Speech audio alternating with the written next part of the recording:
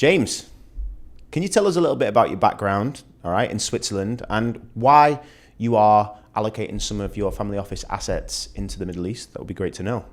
Sure. How far back should I go? Yeah, well, we don't need to go back to when you were a baby, but, we can go back as far as you like. Okay, I think, let me start here. I think where I graduated from university, I studied finance, and I sort of had two paths I could have go on to. Mm-hmm. One would have been to go into investment banking, which is sort of what I did for a few months after I graduated. I did M&A, and there I learned a lot of technical skills within finance. So this gave me the fundamental skills I need to value assets, to sort of advise on certain things we're doing here. And also, like after I did that for a few months, I had the opportunity to work for my own family's family office. So having done that, I worked in Switzerland, in Zug, Switzerland, which is a very tax-low region of Switzerland, known to many. Then I worked in my family's family office for a few months, and we assessed our capital allocation, and we saw we were quite heavy in Switzerland. So we looked at the landscape of what we could do to be less heavy in Switzerland and more diversified. And we think that the Middle East and Asia Pacific, and of course Southeast Asia, has a lot of potential for what we're trying to do. Now, having that said, we don't have a particular type of asset we're looking for. We're pretty much invested in many different sectors, in many different industries, and therefore we just want to sort of not just have the operation in Europe. We want to be in the Middle East because we also think that with Saudi Arabia, with what they have planned, this is a very interesting place to be in the next probably 10 to 20 years. Mm-hmm. Okay, so you talk about the Middle East.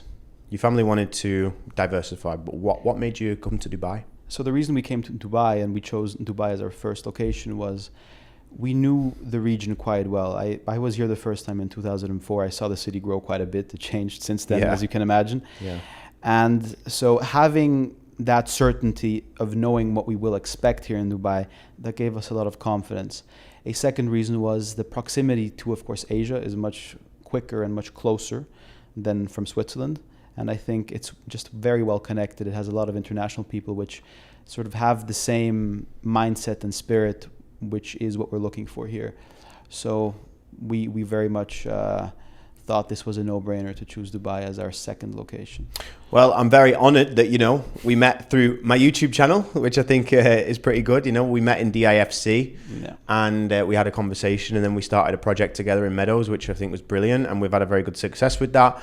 We're actually talking about that in another video where we break it down a little bit more. But obviously with this video, I kind of wanted to dive into a little bit more because this is something I'm very, genuinely interested in. Do you think more family offices are coming to the Middle East like more than ever right now? Yeah, I think due to certain instability in Europe and certain factors in terms of geopolitics, which are to be seen how they will play out, it's certainly a place which has a lot of consistency. I think the keyword here is consistency because Dubai offers one thing very, very strongly and very well.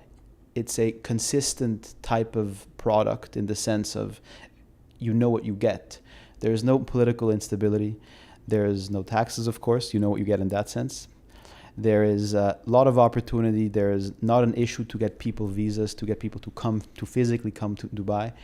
There is a lot of features which make it easy to do, to conduct business, to maybe relocate. And I think that's a big reason why people choose Dubai over other locations. Yeah, and I think at first glance, based on, the history in Dubai before 2008, when things weren't necessarily regulated as much, people were a little bit, especially, family offices who want to invest in generally safe, secure investments that have proven track records. Dubai was pretty much off the radar for a lot of people. Yeah. What do you think's changed? Well, if we go far back to the financial crisis of 2008, there were, of course, many elements which weren't given that are given now. You have all these requirements. If you're buying off plan, you know this better than I do, which make the investments more safe, right? However, the thing you're probably asking here, which is what I'm going to touch upon now, is that the perception of Dubai, I think, changed after COVID. Maybe before, people associated the city with different things and with a different type of person that lives here. than now. Because during COVID, I think Dubai very much showed that it's going to remain open for business. It's going to remain consistent. And I think that consistency reassured a lot of people that if they move their assets into their business here, they will know what to expect. Whereas in Europe, things can happen, politics change, people aren't happy, and it can very much impact their lives and their enterprises, what they've built over a long time from one day to another. Okay, so obviously there are family offices out there in the world that want to come to Dubai, and there are some, I'm sure, that aren't connected with people in this city that may be questioning it. What would your advice be to these people? Yeah, I think the best thing they can do is they should reach out to an independent advisor, to somebody who doesn't inherently have something they're going to sell them. However, rather show them what can be done in this market, what this market actually has to offer in terms of securing their assets and their investments. So speaking to somebody here who takes an objective position is probably the best sort of thing one can do if you don't have any people who you would know in the city. And of course, this also keeps in mind that there are certain things in Saudi Arabia, within the region, which I think there is to understand. I think depending on what the family office's goal and also risk tolerance is, there's a lot that can be done in the region. There's a lot of opportunities which can be taken in the region. So I think speaking to somebody who can maybe lay that out in a more coherent manner and just to sort of give them a superficial overview of what the region has to offer for family offices and similar structures is certainly the best thing in that situation. Yeah, it's interesting you say that, and you touched on risk.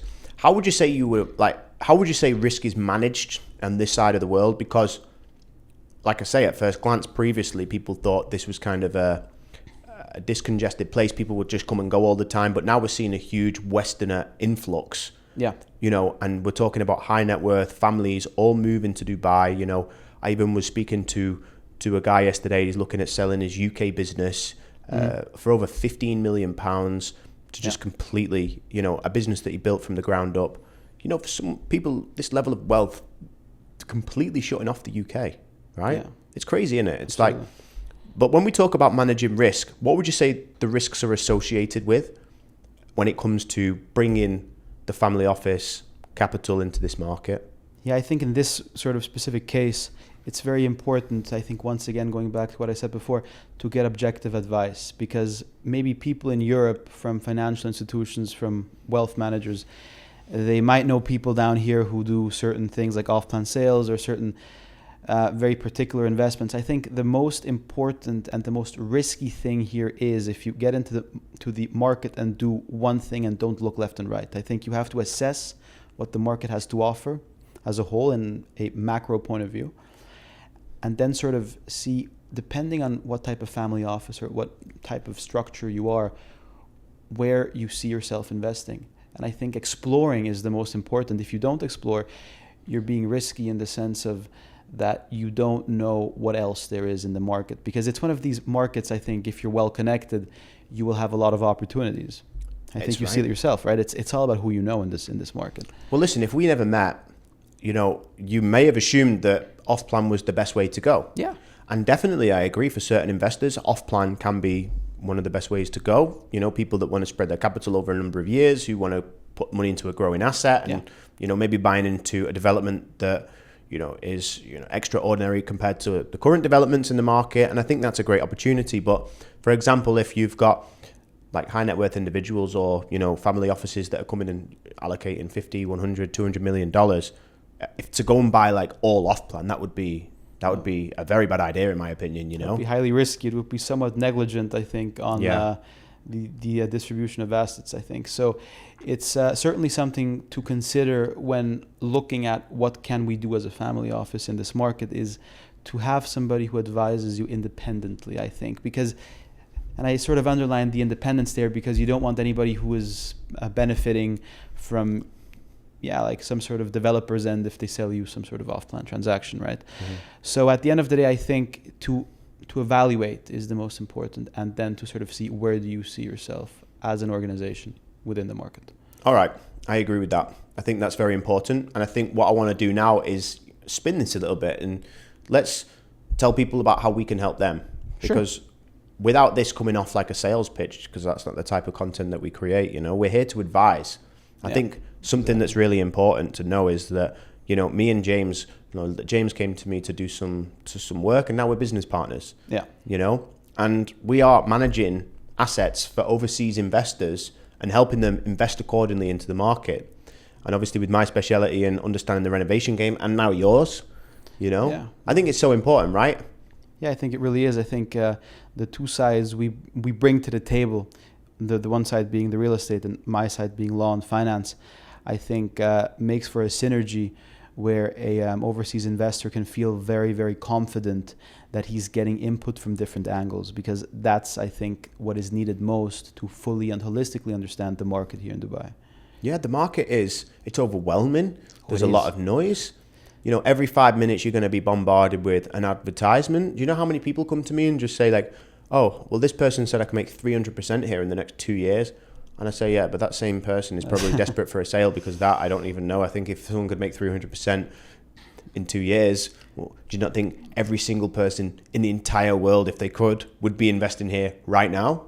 Yeah, I think one free piece of advice for anybody watching, I think, is if it's too good to be true, it usually is. Yeah. So I think that's why it's always good to, I guess, look around in the market what there is, but you want to fact check what you see and hear.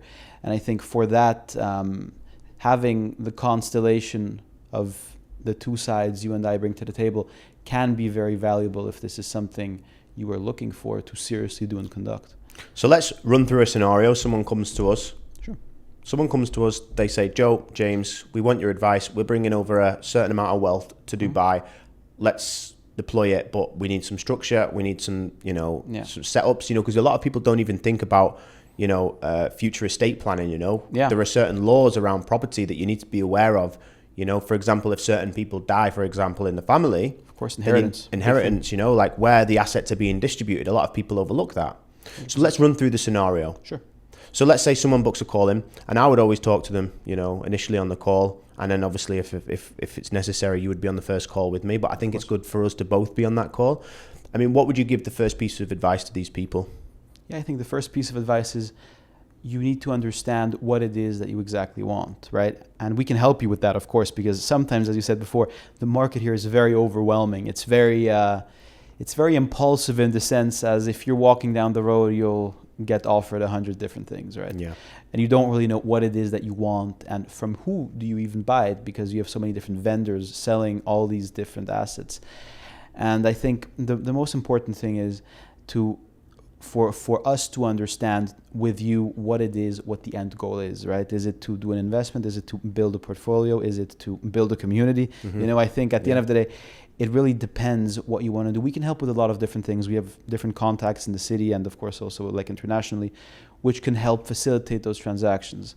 But if we don't understand, then we can't help. So I think the most important thing for us is, and we also try to take a lot of time for that, is to really sit down with the potential investor to make him feel confident in what we do. And only when he feels confident and we understand where he wants to head, then we of course start recommending the path to the goal. Yeah, and I think once we understand the future goal, because you come to us, I want to buy some property, I want to do a renovation, I want to do whatever you want to do. We don't just say, okay, we'll go and find you a property. But we understand, okay, what's the vision of this? Why do you want to buy this property? What does it look like in the next few years? What does it look like in the next 5 years, 10 years? Do you want to stay in Dubai? Do you want to relocate your entire family over here? Yeah. And then we start to figure out, all right, well, we're not just offering you a property sale here. We're offering you an entire service. We can facilitate. I was saying this in one of my other videos. A client came over, they bought, a bunch of assets, bunch of properties from me, and they essentially, were understanding how can I build true wealth out here. So we set them up with the golden visas. Then we're trying to right now build a structure to put the assets into a company. And the reason being, obviously, they want to get a mortgage. Okay. Yes. So there are certain things we need to do in order to have that company start generating money in order for these individuals to actually be able to take financing, because they bought all the properties cash, right? Yeah. So in the future, there are certain things that we need to set up. As I say, I had this in mind when I was meeting them for the first time. So aside just saying, here's a property, here's your keys, I'll rent it out for you. Okay, well, let's actually figure out how we can make this, better for your future estate planning, right? 100%. And then figuring out like who needs to be on the title deeds and how we're going to distribute the shares in each property so that the sons, the daughters, the parents can all get the right visas on the right properties and stuff like that. That's right. A lot of people just, sorry to interrupt there, but a lot of people just think that it's just so quick and transactional, and it's really not. There's so much more to it you need to know. Yeah, I think you have to sort of understand and think, why do people have that thought, right? Why do people think it's short and transactional? Because a lot of like agents, a lot of advisors here just want to do sales. I think the key difference to how we approach it, to how maybe many others approach it in this market, is that we're not looking for a quick sale. We're looking for a long-term partnership with our clients to sort of foster a wholesome solution for what they're looking for. Yeah, I mean, this is a perfect example. Yeah, we started off as, you know, prime example. Yeah, this is there's no better example. Me and James started off. He reached out to me. You know, he was my client and I was his advisor, and now we're business partners advising other people. Yeah, if that isn't a more clear and concise like example, I don't know what else is, you know? Absolutely. I think it really underlines that notion quite well. And I think that's also the vision we have for how we like to advise clients. Okay, James. So last question I'm going to ask you. What would you say to any family offices or even high net worth individuals looking at this market for the first time and they're a bit lost? All right. So I think the best way to approach this type of situation is you should come to Dubai, understand the lay of the land, what the city has to offer in terms of investments, where you see yourself investing, or what you see yourself doing in terms of business. And I think then the second step is always to get those thoughts and feelings validated by an advisor and sort of get some reassurance and get some key understanding of where or what works, how it works, and how it can work within the framework you're bringing to the table or you're bringing to Dubai. So in essence, how you can make Dubai work for yourself is always good to speak to somebody about who, of course, understands or has been in the market for quite some time. Yeah, and the reason I asked that question is because I could answer that question, but you are actually someone who is managing your family's office. Yes, exactly. I'm not. So for you to answer that, like, I think for someone who's watching this, it's perfect for them to understand it from you, that this is what they should do. And I think, yeah, you said it completely right. Come to Dubai, get an understanding of the land, see the growth, come and feel the growth. Like literally you feel it, all right? Whether that's like a jackhammer building an entire building near you or something like that, you're going to see cranes everywhere, you're going to see the growth. Go and visit the communities, the suburbs. I say this to everyone. Yeah. It's funny when I take people on a first viewing in these suburbs and they've only came to Dubai Marina, Palm or downtown, they have no idea what's on the other side, you know? Yeah, I feel like you have to sort of see Dubai from the non-tourist eyes, right? I think then you really get to see what can be done here, because the potential is practically endless in the sense of that if you find the right opportunity for you, then this can be something very successful. However, you of course cannot just stick to these tourist areas. If you go look for an investment in a JBR, you might not find what you're looking for. However, if you go to Al Barari, if you go to different communities, if you go to a production city, even if that's sort of something you want to do, right? It's there's a lot of different nuances to Dubai, and I think you have to sort of understand what the city is about, feel the city, as you said, and only then can you make a very educated decision and choice. Absolutely. So James, we're going to leave this one here. Thank you very much for your time. Thank you for having me. And any family offices, any high net worth individuals or any individuals at all looking to invest in the market, we're here to advise, we're here to help, guide and help you invest in this very thriving market. We know it's confusing, but with the right trusted advisors, you can never go wrong. Thank you very much.